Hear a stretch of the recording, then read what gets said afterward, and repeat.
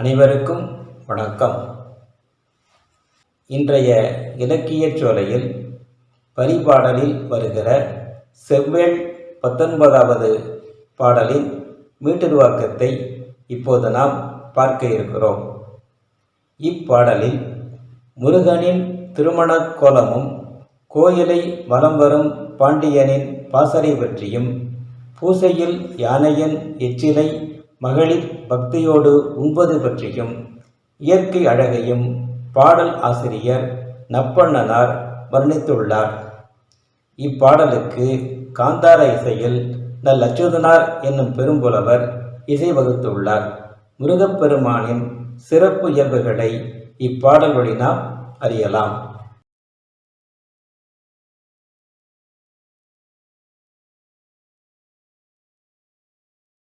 செவ்வேள் 19வது பாடல்.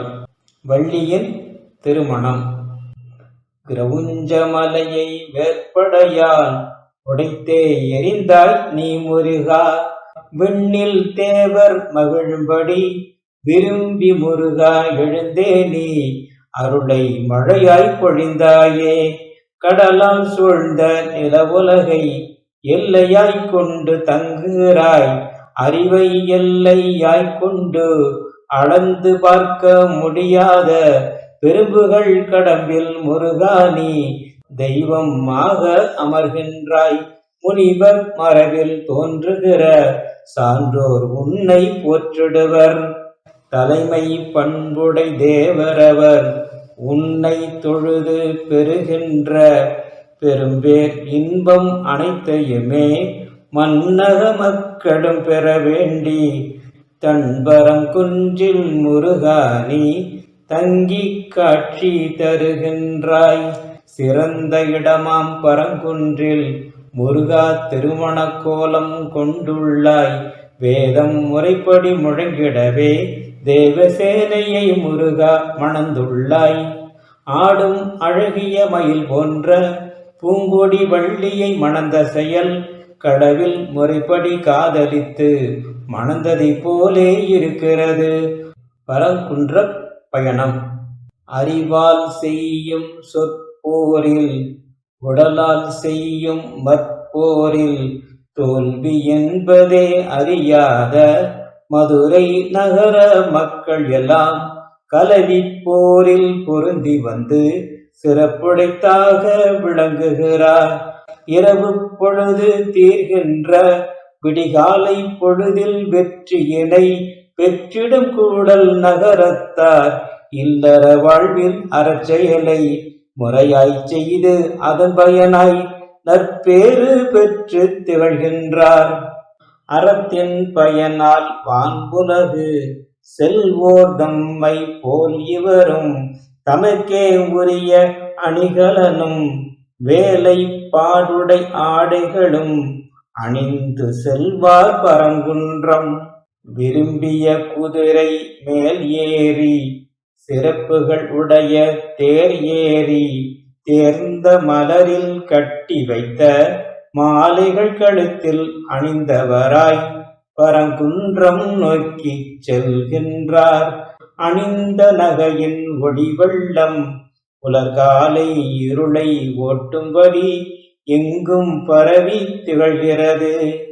கூடலில் இருந்து புறப்பட்டு பரங்குன்று செல்லும் வழியெல்லாம் இடைவெளி என்பதே இல்லையென மக்கள் கூட்டம் சாலையெல்லாம் நெருங்கி நிரம்பி வழிகிறது.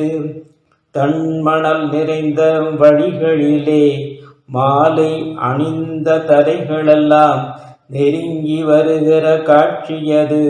பூக்களை நிறைய கட்டி வைத்து அதை பெரிய நிலத்துக்கு போட்டது போல் தோற்றம் நமக்கு தருகிறது.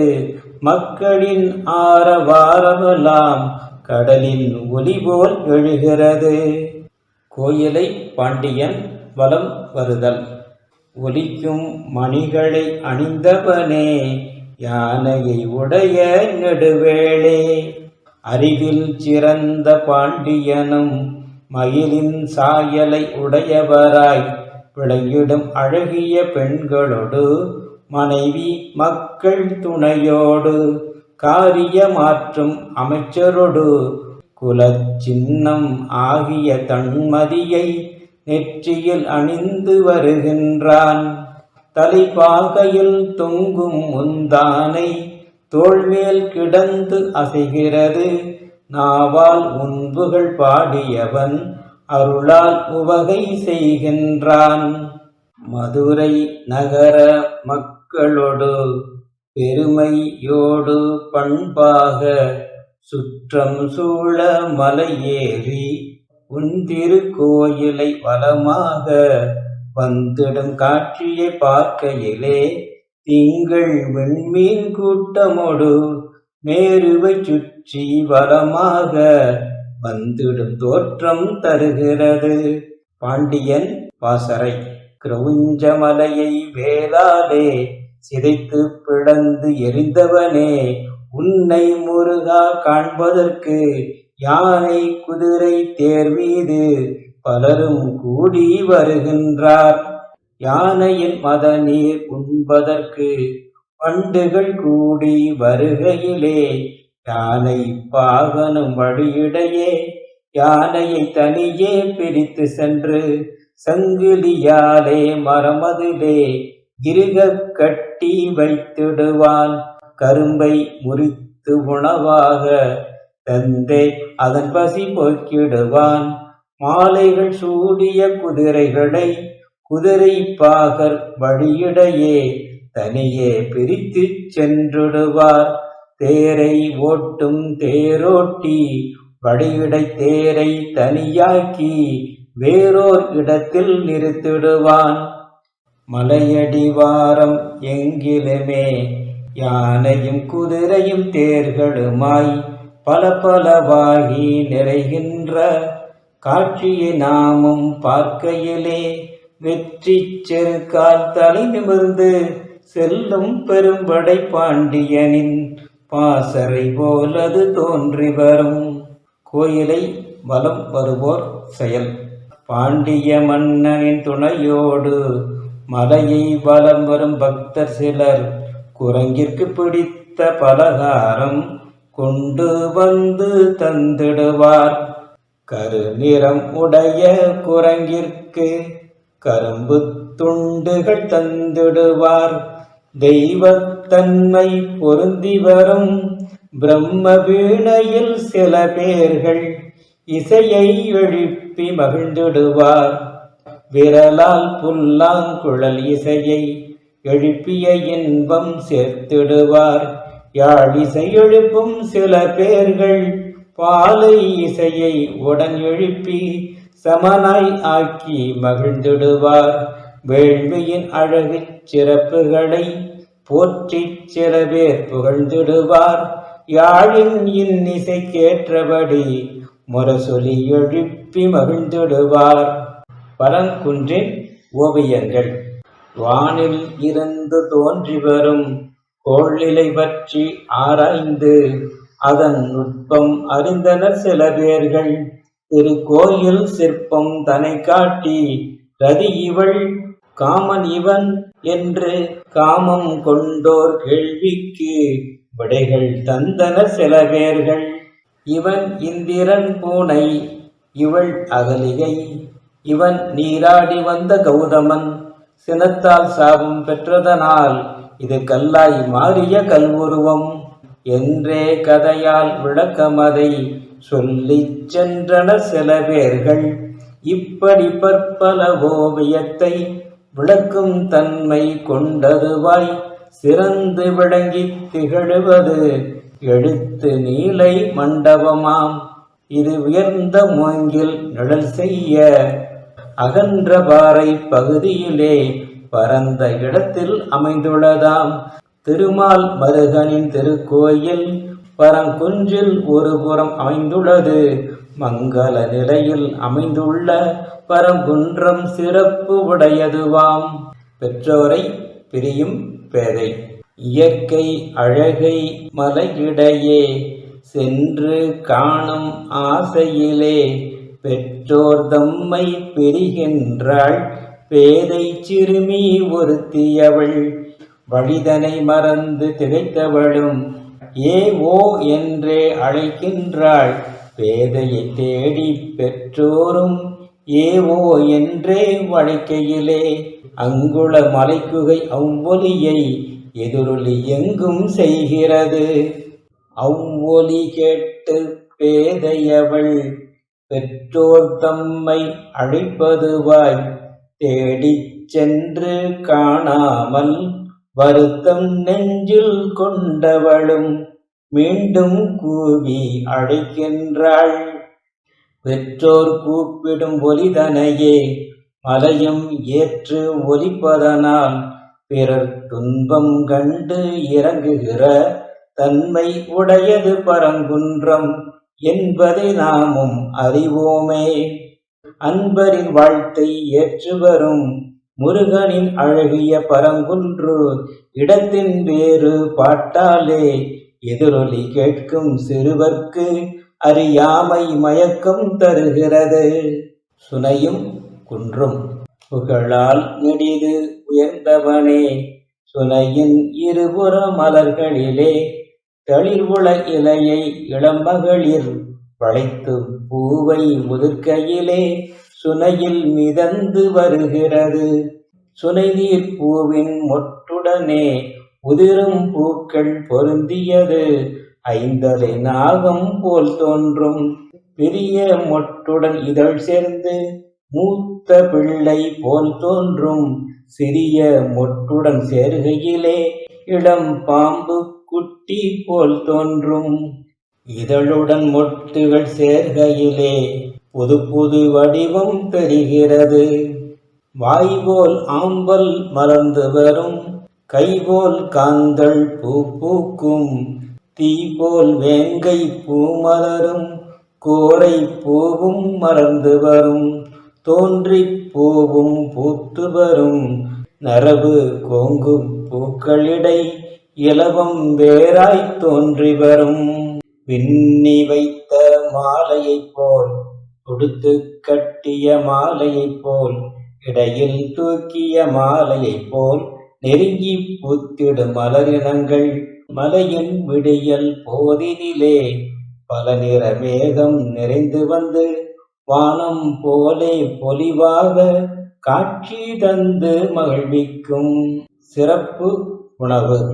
முருகா உன் குன்றம் அடைந்தோர் திருமணமான மகளிரொடு கன்னியர் பலரும் சேர்ந்து வர பூசைகள் பற்பல செய்திடுவர்.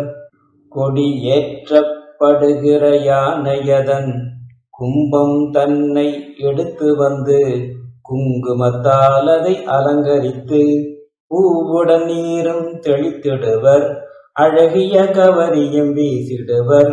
பவழக்காப்பின் பொற்குடையை மேலே உயர்த்தி பிடித்திடுவர். கரிய கூந்தலை உடையவரும் கண்ணிமை பருவம் நிறைந்தவரும் விழாக்கொடி ஏற்றும் நன்னாளில் பூசையில் யானை உண்கின்ற மீத கவளச் சேடத்தை மகிழ்ந்தே மகளிர் உண்டிடுவர். கவளம் உண்ணாதிருந்தாலே காதலர் அன்பு கிடைக்காது. குறைவில்லாத கணவர்களை கன்னியர் பெற்றிட மாட்டார்கள் என்பதை நன்கு அறிந்தவர்கள் எச்சில் கவளம் பக்தியோடு சிறப்பு உணவாய் உண்டிடுவர். யானையை போற்றி தொழுதிடுவர். குரக்குல பெண்ணாம் வள்ளியினை பூங்கொடி போன்ற நாயகியை கூடி மகிழ்ந்த பெருமானே உன்னை வாழ்த்தும் எங்குரலை உனக்கே உரிய சிறப்புணவாய் ஏற்றுக்கொண்டு அருள்வாயே. உடையும் அணியும் மாலையுமே செந்நிறமாக அணிந்தவனே உன் கையில் ஏந்திய வேற்படையும் பவழக்கொடியின் செந்நிறத்தை கொண்டு அன்றோ திகழ்கிறது. உன் உருவும் வண்ணமும் செந்தீயை ஒத்து விளங்கும் தன்மையதாம். உன் முகம் பார்த்தால் கதிர்விரியும் இளம் ஞாயிறு போல தோன்றி வரும். உன்னை பகைத்து துன்பமுடன் கடலுள் சென்று ஒழிந்தவனாம் சூரபதுமன் ஆகிய மாவினையே அடியோடு வெட்டி சாய்த்தவனே. கிரவுஞ்ச மலையை செவ்வேலால் அழுத்தி உடைத்து சிரைத்தவனே. திருப்பரங்குன்ற மலையினிலே கடம்ப மரத்தின் அடியினிலே முருகா காட்சி தந்ததனை மகிழ்ந்தே நாங்கள் பாடினோம். எம்முடன் ஒன்று பட்டுன்னை விரும்பும் சுற்றம் மோடுன்னை தொழுதே நாங்கள் போற்றிடவே முருகா எமக்கு அருள் புரிவாய். முருகா எமக்கு அருள் புரிவாய். அடியவர்க்கின்பம் தருவதுவும் முடிவில் துறவரம் அளிப்பதுவும் கடம்ப வேலன் செயலாகும் என்றே பாடல் சொல்கிறது. பரங்குன்றில் காணும் சிறப்புகளை பாண்டிய மன்னனின் பக்தியினை இப்பாடல் வழி நாம் அறிகின்றோம். நற்பண்ணனார் பாடிய இப்பாடல் நயமிகு கற்பனை உடையதுவாம். பண்ணை இவரும் அறிந்ததனால் பாடல் அழகுடன் திகழ்கிறது. பாடற்கேற்ற இசையதனை நல் அச்சுதனார் எனும் பெரும்புலவர் காந்தாரம் என்கிற பண்பொலியில் அந்நாளில் இசைதனை வகுத்துள்ளார். செவ்வேள் 19வது பாடலின் மீட்டுருவாக்கம் இன்றைய நடையில் நன்கு புரியும்படி எளிமையாக இருக்கும் என்று நம்புகிறேன். இப்பாடல் பற்றிய தங்களின் மேலான கருத்துக்களை இக்காணொளியிலேயே பதிவு செய்யுங்கள். மீண்டும் புதிய பாடலுடன் சந்திப்போம். நன்றி, வணக்கம்.